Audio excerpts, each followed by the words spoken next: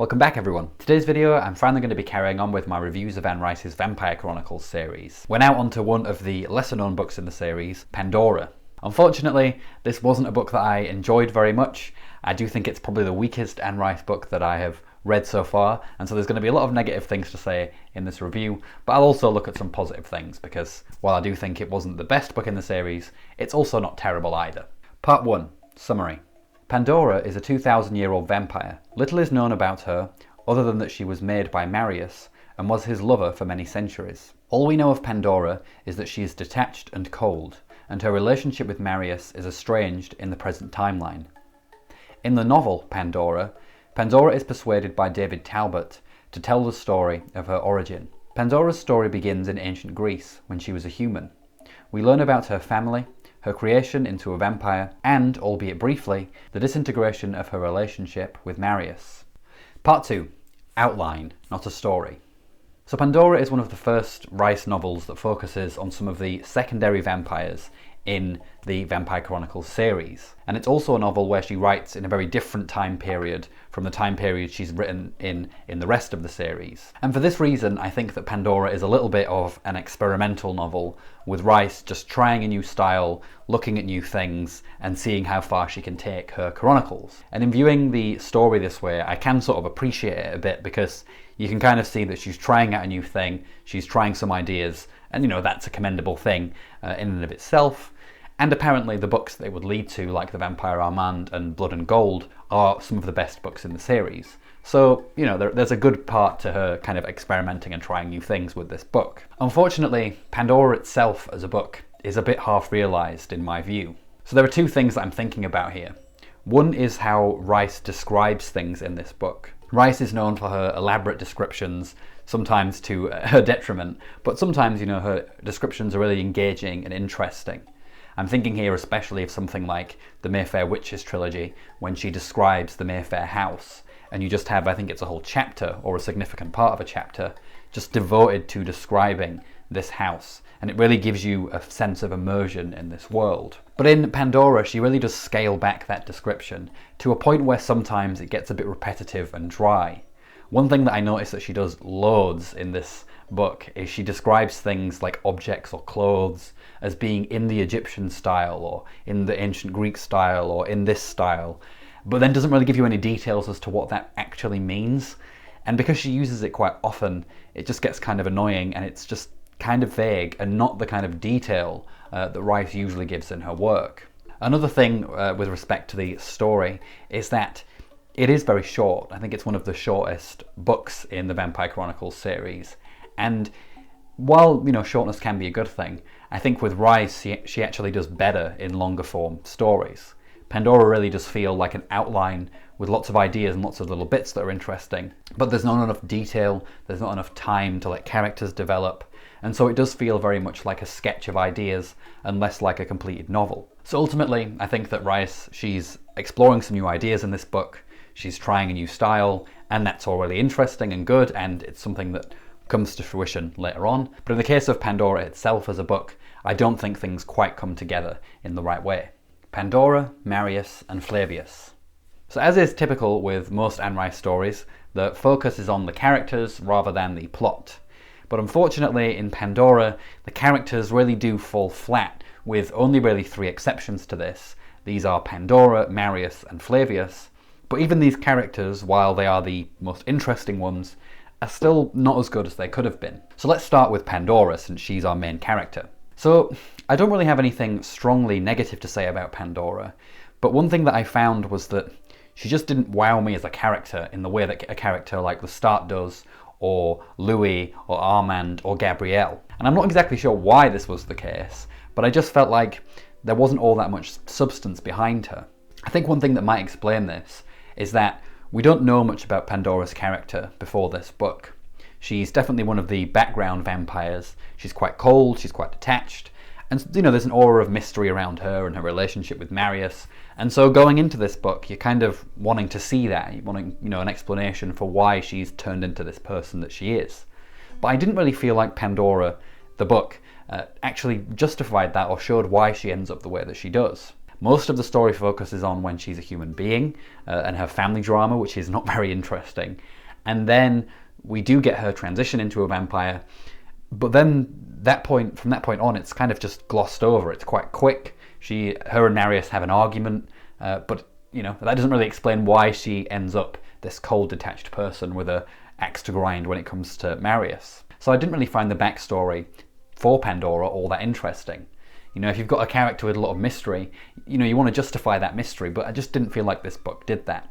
I think what would have been a lot better would have been either to have just had a longer story or just scale back the early parts of the story when Pandora is a human and focus on her development as a vampire, her relationship with Marius, and her slowly becoming the person that we know in the present timeline.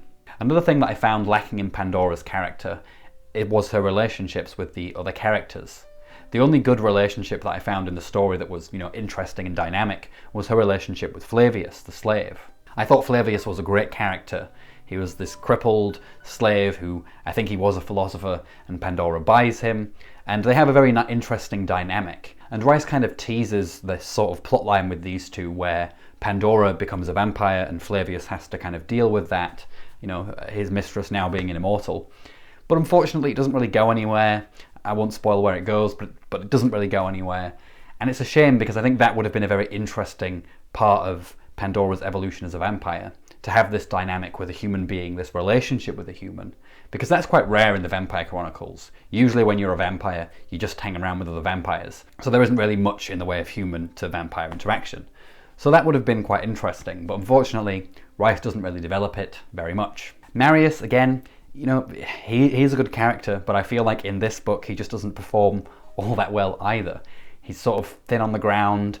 I don't really understand why his and Pandora's relationship, it's sort of a love at first sight thing, which, to be fair, Rice does do a lot, so it's not surprising that that's here. But I just found him to be quite thin on the ground. There wasn't all that much development with him, and it was just a bit nebulous. So overall, with respect to our three main characters, I did think that they were reasonably good. They weren't terrible, they weren't boring. I didn't want to throw the book against the wall or anything, but I did find that they could have been better developed, especially had Rice focused maybe a bit less on Pandora's backstory as a human and more on her relationships with these two as a vampire.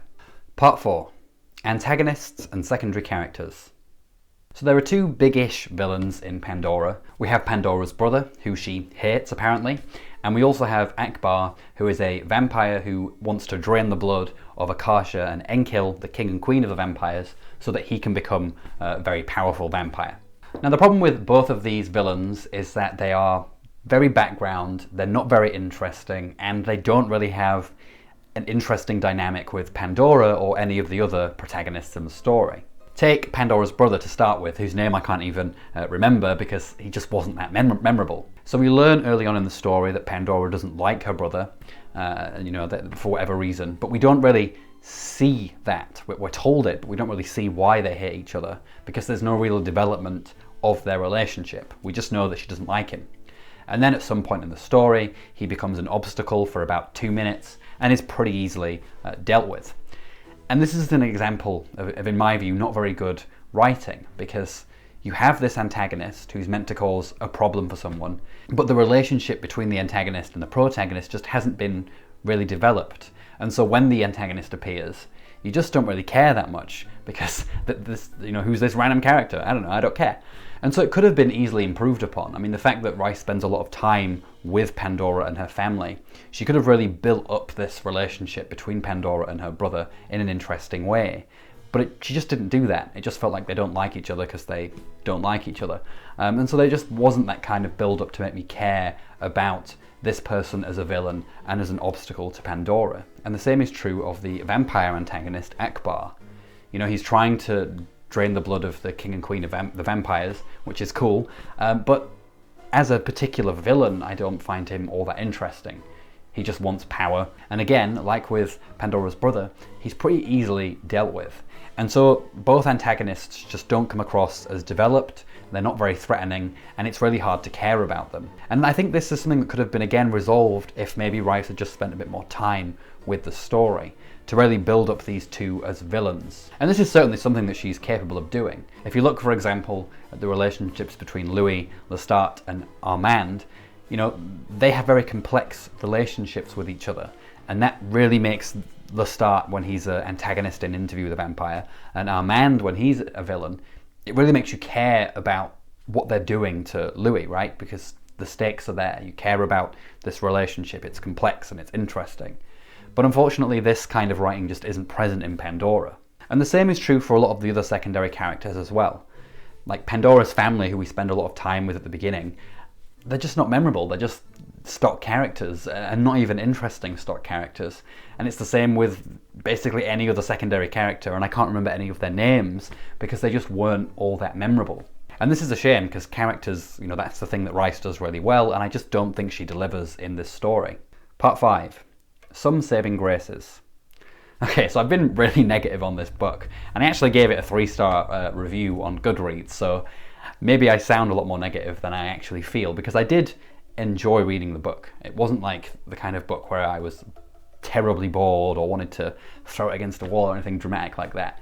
But unfortunately, I do think it does have a lot of shortcomings. But there are a couple of things that I think are positives, and things that I think maybe are, they make it worth a read, even if it's not going to be the best book in the series that you will read. So the first thing is that Pandora is one of the few Vampire Chronicles books, in fact it might even be the only Vampire Chronicles book, that focuses on one of the female vampires. Although I would say that on its own this isn't really enough to make the book great, because I think that Rice could have just done it, you know, she could have executed this a lot better. And I also think that Pandora was a bit of an odd choice for this book. I think that Gabrielle is a much more interesting vampire, because she has this pre-established relationship with Lestat. She's sort of mysterious, you know, she abandons him and she feels very, well, he feels like she's very cold and that she doesn't love him, and that, you know, she just used him basically. And so that could have been a really interesting story to have told. But unfortunately, it seems like Rice just doesn't like Gabrielle as a character, so I doubt we'll ever see Gabrielle in another Vampire Chronicles book. But still, if you're interested in reading a Vampire Chronicles book that's told from the perspective of a female vampire, then Pandora isn't a bad book to choose. The second thing that I would say is good about this book, although I have complained about its being more of an outline than an actual detailed story, I do think that her prose is reasonable in this book. She is more concise, and when she's not just using lazy kind of devices like the Egyptian style or whatever, she actually manages to be concise in an effective way. And the excesses of her writing that other people complain about, the long philosophical rambling, for example, or the really long descriptions, these things aren't really present in this book. And that's quite refreshing, because I think up to this point she was getting more and more verbose in her style, so it was nice that she kind of scaled it back a bit in this story, and I certainly did appreciate that when I was reading it. And it's probably a big reason why I did like the book, because the writing was accessible. It didn't bore me to tears or make me angry. So, you know, that is a good thing, especially in a Rice story. Part 6, conclusion. Overall, I have to say that for me, this is definitely the weakest of the Vampire Chronicles books that I've read so far. It's not a book that I would recommend to people who aren't big fans of the Vampire Chronicles, because I don't think it adds that much to the overall series itself. Although I could be wrong about that, because I do still have books to read, so maybe this will become important later on, I don't know. I do think that Pandora had some potential to be an interesting character, but I don't think that it was very well executed. The book didn't really focus on the things that made her interesting in the previous books that she appeared in. The relationships that she had with other characters were quite superficial and not developed. And I also think that the plot itself was quite thin, and the villains were just there for dramatic moments, but in and of themselves they weren't interesting villains, they weren't engaging villains, and they didn't have an interesting connection to the protagonist. That being said, I do think that with Pandora, Rice is just trying new things. She's experimenting with a new style, she's experimenting with telling a story in a very different time period, focusing on very different characters, and this is something that in stories like The Vampire Armand, and apparently also in Blood and Gold, although I haven't read that one yet, it's something that she will execute really well later on. So I can appreciate Pandora as a transitional phase in Rice's writing. But ultimately though, I think I would have to say that Pandora is much more of an interesting curiosity than being a highlight of the Vampire Chronicles and an example of, the heights of the series. Alright, that's it for this video. Let me know what you think in the comments. If you've read Pandora and you enjoy it, I'd love to hear from you, because I always like to hear different opinions from mine. So if you do enjoy the book, do let me know in the comments. And also if you don't like it, feel free to have a bash at it as I've done. But that is it for this video, so take care everyone. Ta-ra!